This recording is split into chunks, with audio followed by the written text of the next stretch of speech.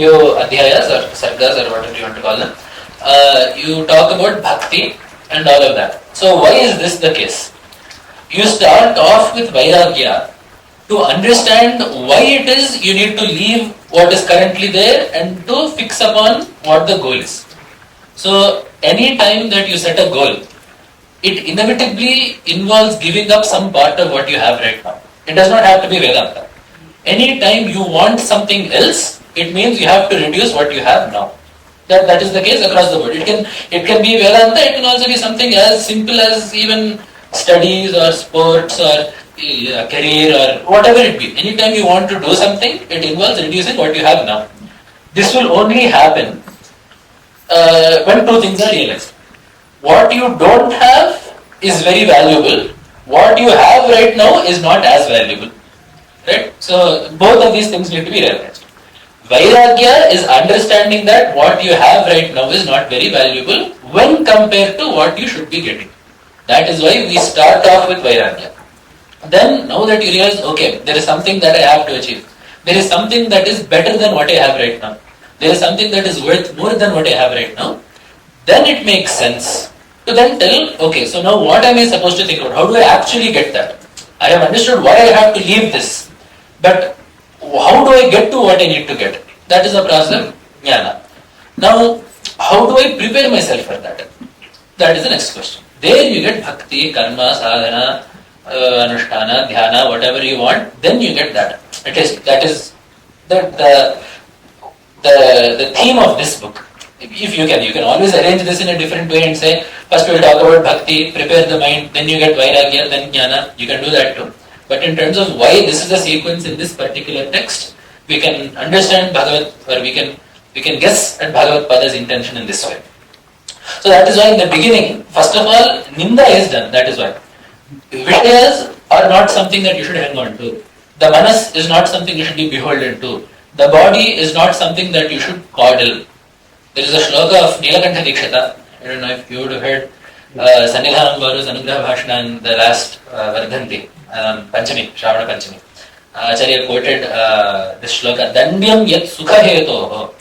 This body, if you want sukha, you should put it through some kind of stress. Upavasas, anushtanas, Vekangaperli, whatever. There is some rigor that the body needs to have. You should not coddle it. And the simile that Nilakantha Dikshita gives is, if you want to taste sugarcane, you do not do puja to the khanda, the khanda, the what is it called? The stalk of the sugarcane. You don't do puja to it if you want to taste its sweetness. You have to put it through that machine. Sometimes he'll put it twice or thrice also if he feels that the juice has not come out properly. You have to do that, right? So to remind us of that, the Dehaninda is also done. This is not something that you should treat like Maharaja. This is something that you should treat as a sevaka. That is what is reminded there. Then what drives the body? The manas. So the manas is also then told, the manas is also not something that you should be listening to. The manas should be listening to you, not the other way around. So then you get the question, so I will not listen to those. How do I make them listen to me? And next thing, right? So do not coddle the body, do not listen to the manas, have it listen to you. How do I do that? How do I restrain what I identify with? Because see, when we say that it should listen to you, first of all, it means that it and you are two separate things. Our problem is that we think we are the body and the mind, number one. So we do not have even that distinction between I should not listen to my manas, I am listening to my manas. This distinction is not there. With the body, we have that. Because we are not as attached to the body as Vedanta texts make us think we are. If you read a Vedanta text, you will think, this attached to my body. We are not that attached in truth. Because we generally, at least the people who are in Sanatana Dharma and have had some Vedanta, we know that this body is not completely who we are. We are attached to the body, but we are not the body. At least that much we know. We realize that much because and this is not just for people that know Vedanta, but this is actually reflected in the lives of people day to day. Because we see people struggling, putting their body through great stress to make their mind feel better. And this is the case across the board. Why do we struggle for our families, or why do we work hard for our families? There is nothing that you get out of it in the way of, what do you say? It is not like if you work really hard for 7 hours a day, there's suddenly a fan will blow in your face. Right? There is no physical pleasure that comes from that. But you do it because it gives you mental pleasure. So at least we understand that the mind is closer to our true nature than the body. Right? The manomaya kosha is inside the annamaya kosha, at least. Right? So we identify with the mind more so than the body, and we understand that we are willing to put the body through some troubles for the sake of the mind. So now we just need to take that maybe one step further and say that I am willing to put the mind through some trouble also for the sake of some even greater happiness. That is the only one more step that we need to take. But at the end of the day, we are attached to the body. It is not like we can deny that. Much of the mental stress and troubles that we go through are linked back to the body.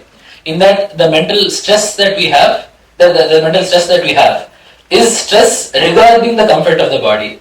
The mental pleasure that we feel many a time comes due to the perceived happiness of the body. So it links back to the body, but we see even in our day-to-day life that we are willing to put the body through some troubles in order to make the mind feel better. So because this is the state, we then need to figure out how to put the manas in control. Because we have seen that the manas is capable of overpowering the body. We are willing to prioritize the mind over the body. Now we just have to prioritize ourselves over the manas. That is the next thing that we have to do. So then how do we do that? First we start with whatever it is that is pulling the manas. That is the vishaya. So why does the manas even bother wanting anything? Why does the manas bother pushing us in any one direction? Why does it pull us back from one direction? It is because of the vishayas. There is something that it wants, so it pushes us there. There is something that it detests, so it pulls us back from there. It is that simple, right? So we need to start by talking about the vishayas. What is the nature of the vishayas? That all has been covered earlier. But how do you do the nigraha? That is what we are talking about. That is where Bhagavad Pada ends the last section. So in the part of Manoninda, Tasmat Shuddha Viragaha Manobhilashitam Tyajed Tad Anabhilashitam Kuryat Nirvyaparam Tato Bhavati. This is the last shloka of the Manoninda. So therefore, because the mind is, so earlier we said, right, like Rakshasya Vishtam Pishachi, Rakshasya Vishtaha Pishachaha. We got that before, right? So because the mind is like that, what should you do? Shuddha Viragaha, someone that has gotten that proper Vairagya, Parobhilashitam Artham Tyajet. He should not run after whatever the mind wants. Tad Anabhilashitam Kuryat, whatever Artha it is, right? Whatever object it is that the mind wants, he should arrange his mind in such a way that the mind does not end up wanting it. Tad Anabhilashitam, ityukte manasa anabhilashitam. That which is not wanted, he should make it not desired by the mind. And then what happens? Once the mind sees nothing that it desires, that everything that the mind wants, you teach it that you should not want this. Not you should not. You do not want this. The mind wants something. You do not want this. Once you train the mind in this way, then what happens? Nirvyaparam tato bhavati. The mind seeks to do anything. Vyapara is any action or activity. The mind ceases to be active. It ceases to be fickle. So this is the overarching game plan. So now how this is done is the next two parts. So the Indriyanigraha, as I said, is started off with a quite beautiful upamana that goes on for some 3 shlokas. Samsriti paravare hyagadha vishayodakena sampurne nrisharira mambutaranam karma samirai ritastataschalati छिद्रैर नवभिरुपेतं जीवो नौकापतिर् महान् अलसः छिद्राणाम् अनिरोधात् जल परिपूर्णं पतत्यधः सततम् छिद्राणां तु निरोधात् सुखेन पारं परं याति तस्मात् इन्द्रियनिग्रहमृते न कश्चित् तरत्यमृतम्. These are the 3 shlokas. So in this, the body is being compared to a boat. Samsara is common, it is an ocean. Since the beginning of samsara has been compared to an ocean. No one has given any better upamana for it than that. So, an ocean.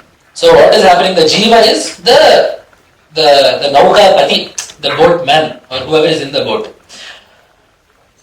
So let us just look at the aspects of the simile, and then it will be really nice when it all comes together. Samsriti paravare, this samsriti, this is called the samsara. Samsara is samsriti. Srigato. Sriti means to move, to walk forward. This is called samsara because it keeps walking forward. It will never stop going. It keeps going and going and going. That is called samyak sarati. It is samsaraha. It just keeps going. So that is why it is an ocean. The ocean also keeps going. There is no end to the ocean, right? In the sense that it is very vast. If you go into the ocean, maybe you go in 2 kilometers. You will not even see where you left from. Forget about the other side. You will not even see where you left from. So if you don't have a compass, you will not even know how to go back. That is how vast the ocean is. However much you go, you can keep going. So in the same way, samsara is also vast. That is why samsara is compared to the ocean. Because I said similes are built on these sadrishyas, right? Because we will say samsara is like an ocean. Why is it like an ocean? What is the similarity between samsara and the ocean? This is the similarity. In that it just keeps going. There is no end to it. However far you want to go, it will keep going. So the samsara is an ocean in this. And what is it filled with? The ocean is filled with water. Here it is agadha vishayodakena sampurne. Sampurne, it is filled with vishayodaka. The water of vishayas. The water in this ocean is vishayas. So, and there is one more vishashana given, agadha vishaya. Vishayas that do not have, you cannot touch the bottom of it. Just as the ocean is very deep, these vishayas also run very deep. The waters of vishayas run very deep. This is also a really, really nice way of putting the upamana, because what is the ocean? It's water. There is no ocean aside from the water. So when you say that samsara is the ocean and the waters are vishayas, what does it mean? Samsara is nothing but a collection of vishayas. You get all the vishayas together in one place. That is samsara. Right? So it is not like there is a savishaya samsara and a nirvishaya samsara. Samsara is always savishaya. It is made up of everything that can be experienced. Samsara is made up of things that can be experienced because it was literally created to be experienced. The job of samsara is to be experienced by the jivas as per their karma phalas. If jivas did not have karma phalas to be experienced, there is no reason for this entire srishti to exist at all. It exists solely to be experienced, which is why there is no part of samsara that cannot be experienced. Which is why samsara is the ocean is water, the water is vishayas. Okay, so far this is how it is going. Then, in this water, this jiva is going, taking Nrisharira Ambutaranam. The Sharira is the Ambutarana, the boat. What is the Sharira? The Panchakoshas. It is not just the physical body. The body and the mind combined, what we call the Karya Karana Sanghata. That is what it is called. Karya refers to the Karya Sthula Bhutas, which make up the body. The Karana refers to the Manas and the Indriyas. So the Sama and the Pranas and all of that. So you put this together and you have what in Shastra you call the Karya Karana Sanghata, the body-mind complex in English. So all of this combined is the Nrisharira. That is the Ambutarana. So what does the body do, or what does the boat do? It is in the middle of the ocean. Just like that, the jiva also exists in the middle of this samsara. He cannot escape it. He is always in contact with it. It is not like the boat will be flying for some part and then go inside the ocean for some part. Right? The boat is in constant contact with the ocean. With the Vishayas, exactly. So the boat is in constant contact with the Vishayas. This far, if we want to go even farther, see, there is a limit to how far you can stretch in Upamana also. But if you want to stretch it farther, in a boat, okay, this is just in Telugu we call this Sonta Kavitvam. Your own poetry. So when the boat is going, the boat will be touching the ocean. The person inside the boat does not touch the ocean. If you want to take it that far, you can take it that far in that the actual jiva, the Shuddha Chaitanya does not touch samsara. But the body in which the Chaitanya is housed will always be touching samsara. You can, if you want to write this in a tippani or something, if you want, you can. Bhagavad Pada did not say that. This is all we can take. But just that the boat, and it is twofold, right? The boat is in constant contact with the ocean. The boat is in also constant danger from the ocean. Both are there. So in the same way, the body is in constant contact with samsara, and it is also in constant danger from samsara. Nrishariram ambutaranam. And for this body to move, you need to have, for the boat to move, you either need one of two things. You either need someone to row the boat, or the boat needs to be pushed by something else, by some force of nature. And later we will see, Jivo Naukapatir Mahan Alasaha. This is a lazy fellow that is sitting in the boat. He is Alasa. So he does not have the, Kannada I think, Purusatya, right? Purusatya. He does not have the time and inclination. Purusottu. Huh? Purusottu. Purusottu. I am not a native Kannada speaker, but I have heard the word. Actually, it It's is not Hindi Kannada word word for actually. It is a Hindi, right? It's an Urdu word. It's Some Urdu. Correct. So he does not have the time, anta pedda pattichukatledu then. He does not think this is something that we need to care about, so he is just sleeping in the boat. So if he is not rowing the boat, then what is pushing the boat forward? Karma samirai ritastataschalati. It is pushed by the winds of karma. So he has done some karma, right? This boat itself has put up one sail, and then the winds of karma are pushing it one way or another, depending on his whatever he has done in his previous janma. So this is the situation. Then the problem with this boat is there is not just one hole in the boat, but there are now 9 holes that have filled in the boat. That is why there is one Subhashita that Acharya is very fond of. Mahata punyapanyena kriyiteyam kayanaustvaya. And then third pada is there. Tara yavan nabhidya tasmat dukkhodadhev param tara yavan nabhidyate. So you have to buy a boat, right? No one will just give you a boat and say happy birthday. Right? You have to go and buy a boat. So how have you bought this body as a boat? Kayanahu. You have bought it with great punya, a human birth. You have bought this with great punya. Having spent that, you have bought this body. And you have to cross an ocean, dukkhodadhi, samsara, whatever. Tara. So start crossing. You have to row as fast and as far as you can. Yavan nabhidyate. Before this body, before the boat breaks. So in that same way, this is the boat breaking in this shloka is marana, right? Before you lose the boat itself. In this case, this boat comes pre-equipped with 9 holes. So usually they will say, right, there are some features in this phone. It comes pre-equipped with HD camera and this and that and Bluetooth and like this. The boat comes pre-equipped with 9 holes. We have bought this knowing that it has 9 holes. In some cases, sometimes if one hole does not work, we make sure that there is a hole there. That is the nature of these holes. Okay, so chidrair upayatam is this boat. So obviously the 9 holes are the navarandhas of the Indriyas, right? The 2 eyes, 2 ears, the mouth, then 2 eyes, 2 nose and payu and upastha. So these are the 9. So with this you interact with the world. More importantly, you take things in. It is one thing to say that you have seen the world, but things come in because of that. Right? You do not see the world, and it is not like there is like some filament that is separating you from the world. Right? Whenever you interact with the world, you inevitably imbibe some part of it. That is what we call a samskara. Right? There is some part of that experience or some aspect of what you have seen in the world that you absorb into the mass of samskaras that, when combined becomes your antahkarana. So, Jivaha Naukapatir, so this is the nature of the boat. It has these 9 holes. Jivaha Naukapatir Mahan Alasaha. He is Mahan. It is not like he is some bhikshu somewhere. He is a big fellow. He is a big shot. But he is Alasa. He is Mahan means he has the capability to do something. But he is Alasa in the sense that he does not actually do anything. He is lazy. Because the Jiva himself is Nishkriya, right? Chaitanya itself is Nishkriya, does not do anything.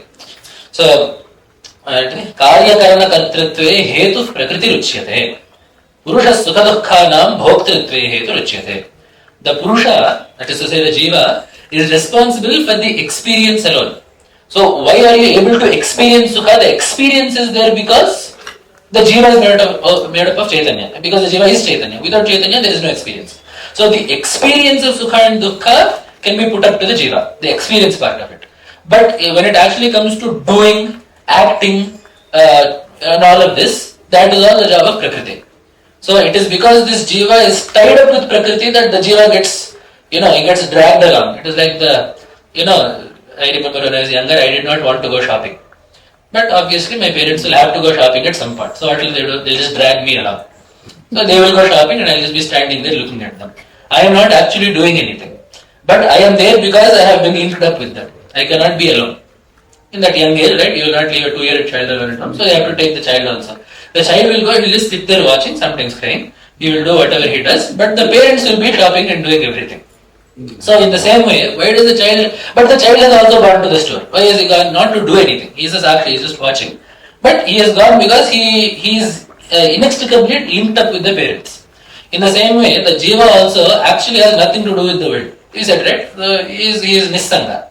But he ends up having to interact with it because he has identified with something that interacts with the world. So in that sense, Prakriti is responsible for the actual interactions. But the Jiva himself is not doing anything. The Shuddha Chaitanya. Because see, the Jiva is Chaitanya plus the body and the body does things. So right now when I say the Jiva, I mean the Shuddha Chaitanya. The Jiva minus the body is what I am saying. So that Jiva does not do anything, which is why he is alasa. He is just sitting in the boat like this. He is just watching whatever happens. So then what happens is, there are now 9 holes. And what happens when the 9 holes are there? Water starts seeping into the boat. Chidranam anirodhat. If those 9 holes are not checked, if they are not bound, then what will happen? Paripurnam satatam adhav patati. The boat will become filled with water and it will sink. So, what do we mean? The water right now is the Vishayas. So, as long as the Vishayas stay outside the purview of the Jiva, it is fine. The second that the Vishayas literally flood the Jiva, that word works really nice in English also. When the Jiva becomes flooded by Vishayas, then he has properly sunk into samsara. Until then, as we said, there is some part of him that is still able to be untouched by samsara. But the second that he sinks, there is nothing more that he can do. So in that sense, it is very important that these holes are all stopped up. You put a cork in it or something, you have to stop it. You have to put some stopper in those holes. Chidranam tu nirodhat. So when you do stop those holes, Sukhena param paramyati. It becomes very easy to go to the other side because the boat is just skimming over the top, nothing is in the middle, and the wind will just hopefully push you at some point to the other side of the thing.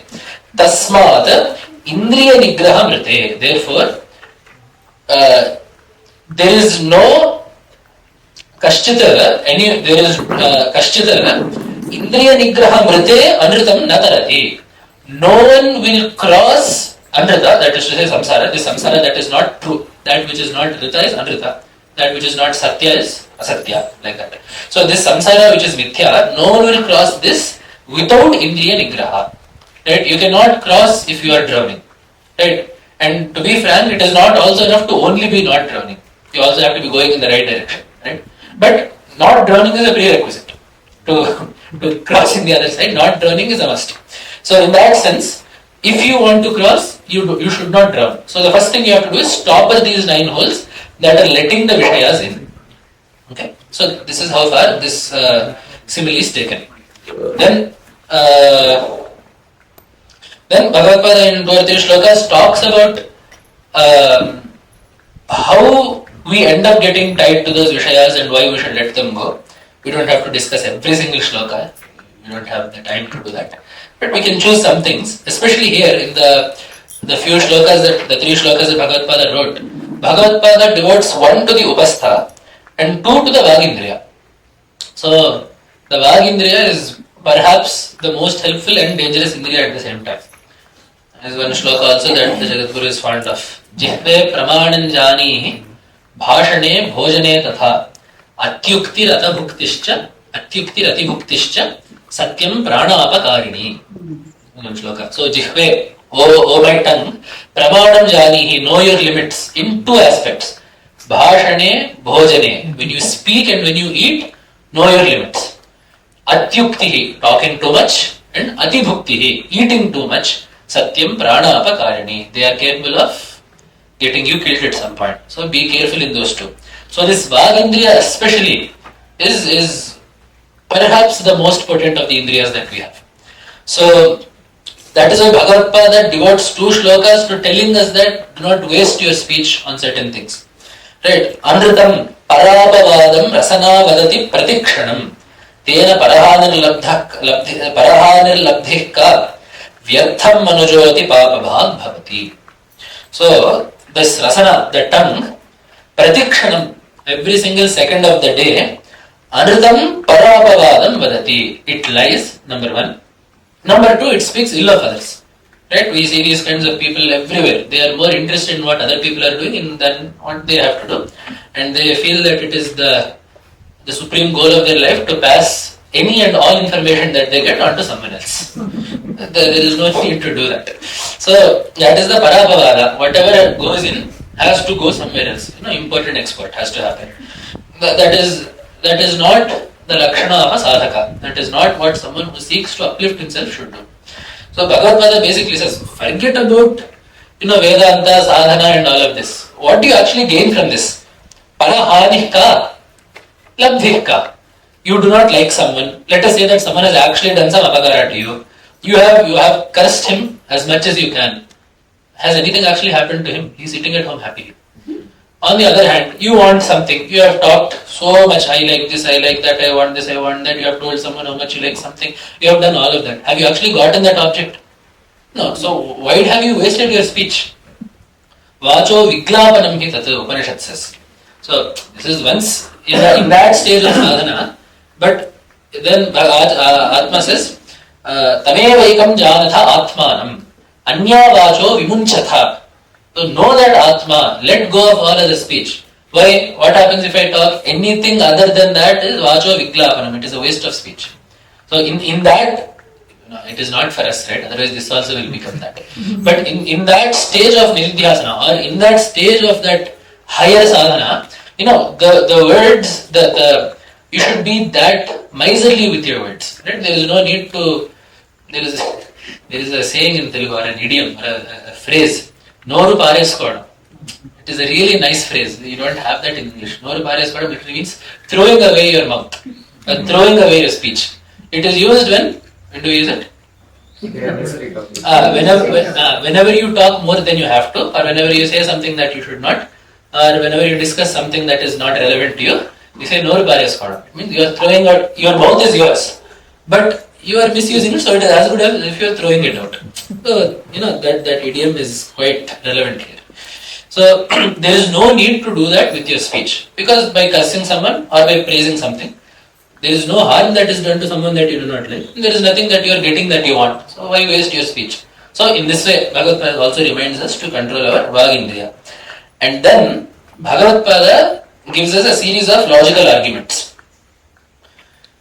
विषयेन्द्रिययोर योगे निमेष समयेन यत् सुखं भवति विषये नष्टे दुःखं यावत् जीवं च तत् तयोर्मध्ये हेयमुपादेयं वा प्रविचार्य सुनिश्चितं तस्मात् अल्पसुखस्य त्यागात् अनल्पदुःखं जहाति सुधीः. The nature of pretty much all of these prakarana granthas is it is very easy to do a pravachana on this, because these kinds of truths or these kinds of thoughts, especially in these kinds of prakarana granthas, Vivekachoda and some things like that are different, but these kinds of texts especially, once we explain this, you will say, well, obviously, right? When you explain this, okay, I'll just tell this and then you will see. Vishayendriya yoge, when the Vishaya unites with the Indriya, tongue meets Mysore pak. That is what this is basically. Vishayendriya yoge, nimesha samayena. In the nimesha is the blink of an eye. In the blink of an eye, you will get sukha, right? When it comes to touch, right? How long does the touch actually last? couple of seconds. You put something on your tongue. How long do you actually taste it? It is if you at least touch however long you put back has gone, it will never come back, however much you want. You will get a different Mysore pak, but you will never get this one. So then what will happen? The loss, the sorrow of loss it is a pradham sabhava, right? Sadi anantaha. There is no end to it. Right? Because it will never come back. So the loss of that lasts forever. So Bhagavad Gita, it is a simple equation. Sukha for a few seconds versus lasting loss. Why engage in this when you know it will end up in this? Right? So therefore, tayor madhye, so between these two, the sukha of a fleeting few seconds versus the dukkha that lasts for a long time, tayor madhye heyam upadeyam va vicharya. Figure out if this is heya, means something to be left, or upadeya, something to be taken. Then, sunishchitam tasmat alpa sukhasya tyagat. So, sudhihi, someone who is intelligent, alpa sukhasya tyagat, having let go of that fleeting sukha, then analpa dukkhan jaghati. He also, therefore, renounces or lets go of immense dukkha. So, letting go of a little sukha, by extension implies the cessation of immense dukkha. And that's what Bhagavad Gita is saying. So this is what I was saying in that these texts, when we hear this, we'll say, well, obviously, right? I mean, how could this be any other way? Have I told you anything that you did not already know? There is nothing here that you did not know before you came here and sat down. But the point of these is, these are things that we know but we don't register. Right? We look but we don't see. Right? There's that saying, have you heard that?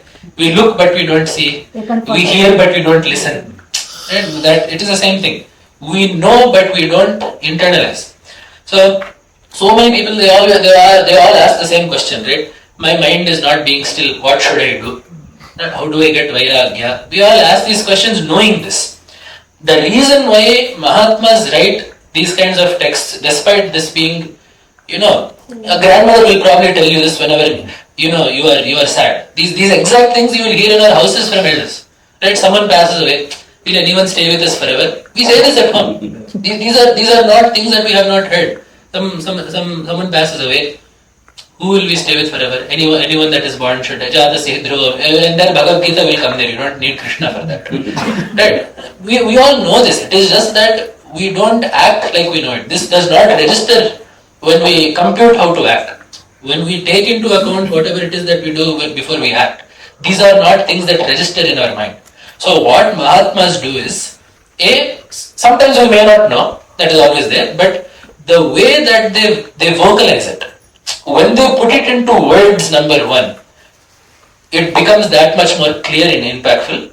The second thing is, when you get the question, what should I do? You need somewhere to turn to. Right? When you say, I wish to, reduce my attachment to something. How do you know what to do? See, you may know the pieces of the puzzle, but how do you know actually what the template is? It is to give us that template that these things are written, although they can also be drawn from Loka Vyavahara. So that is the reason why these kinds of, Bhagavad Pada took the time out of his busy schedule to sit down and write this. So it is not like Bhagavad Pada will just write 2 + 2 is 4 and say, I have taught you something today. Right? It will be something that is of great value. If it is also knowable through the world, it just means that this is something that is very important. Something that you need to understand in this way and internalize. You have to imbibe it. So that is why these kinds of things, that is why I said sometimes it is very easy to teach these things because I say you just read, you understand this, right? Okay, next. It is very easy to teach some kinds of things.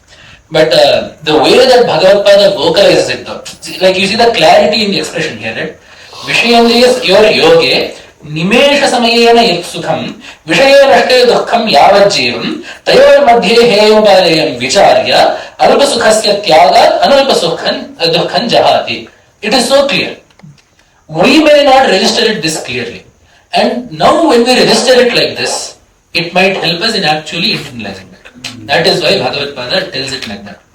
And that is why you will see, there is one thing in writing, it is there in poetry also, but it is perhaps even more so important in Vedanta. Whenever anyone writes anything, right, we are not just looking at this for the Vishaya, as I said, we are also looking at it as a text, right? It is a composition. Whenever anyone writes anything, there is something called Sattva Shuddhi. The the character of the individual writing something plays a factor in how the product comes out. So, we will see sometimes that some shloka will be really nice. If you say, what is nice in this? There may not be some great poetic device, there may not be some great alankara, but there is still something about it that just pulls the mind away. Some style that you cannot describe. That, if that is ever the case, you usually have to chalk that up to Sattva Shuddhi. Right? There is just some force of character of the individual. There is some nobility of the individual. There is some, great utkarsha of the individual that latently expresses itself in the writing. So if you look at, you see this throughout Valmiki Ramayana. Valmiki does not go into these long, ornate phrases or anything. Right? The way maybe later, Harsha or some other people did. He does not even use big chandases. Big vrittas are not used. They're all small, Anushtup, Trishtup, Upajati, Vasantatilaka. They're all small vrittas. Obviously, the standard of poetry is not very high. But it is not like so many alankaras and so many devices and all of that is there. But yet, there has not been a poem composed by man so far that rivals that of Ramayana. Why is that? It is the tapas of that Maharshi. That Maharshi has a certain sattva shuddhi. There is a force of character, there is a nobility of the character, there is a tapas, there is an anusthana behind it. So when such a mind and when such a heart gives voice to something, that nobility, that tapas also, is latent in what comes out. So when a Mahatma like Bhagavad-pada gives voice to certain concepts and certain aspects, the clarity and the force of that is very different than if you and I were to say the same thing. We might even propose the same thing. But the force of expression and the effect that it has on a listener or a reader will be incomparable. So that is the reason why, after so many thousands of years, it is still Bhagavad-pada, it is still Vidyaranya, it is still Appaya Dikshita that has stood the test of time. How many people would not have written Vedantic texts over the last few centuries? How much Sahitya is there in our Vangmaya? But it is always same, Bhagavad-pada, Appaya Dikshita, Madhusudana Saraswati. It is that caliber of people whose works stood the test of time. It is because that is there. So when we read these texts, right, it is interesting to look at it from that standpoint. Obviously, see, whether you read this or Panchadashi or Viveka Chodamani, the subject matter is the same. Right? It is not like in one place they will say Brahma Satyam Jagat Mithya, in another book they will say Brahma Mithya Jagat Satyam. Right? The subject matter is the same everywhere. But what happens is, when those Mahatmas tell us certain things, their tapas, it is because of their tapas and their jnana that whatever they say has more of an impact on us. So when we look at these texts, it should be also with that cognition that we are fortunate enough to be looking at this text and that there is something in this text that is not found anywhere else. You can talk to as many people as you want, you can see as much of life as you want. But this is the only way that you can interact with the knowledge of Bhagavad-pada. Right? So that it is a very heavy, what do you say? There is a gravity to looking at these kinds of texts when you take that into account. That is why the clarity of expression is unrivaled in Bhagavad-pada. That is the reason why. So anyway, then there is one more upamana that is given. This upamana has become world famous. Everyone uses it, but no one knows that it is Bhagavad-pada that wrote it. You all know this. A snake, a frog is half swallowed by a snake, but it is still trying to grab insects out of the air to eat. This upamana comes from Bhagavad-pada. Uragagrasta ardhatanur bhekaha. Bheka is a frog. It is uragagrasta ardhatanuh. Half its body has already been swallowed by the snake. But ashnatiha makshika shatashaha. It is still trying to grab as many flies and mosquitoes as possible. Evam, in the same way, Gadayurapi, although he is losing, ayur nashyati pashyatam pratidinam, the lifespan is not getting longer, it is only reducing. Even though that is the case, still, Vishayan samuparjayat yandha, the blind man, the man who does not realize the vastusthiti, the reality, he still spends his time in trying to acquire vishayas, in trying to acquire things to enjoy. This is comparable to a frog trying to catch flies while being swallowed by a snake. So this upamana also comes from Prabodha Sudhakara. So then we have talked about the Indriyanigraha. Then we come to Manonigraha.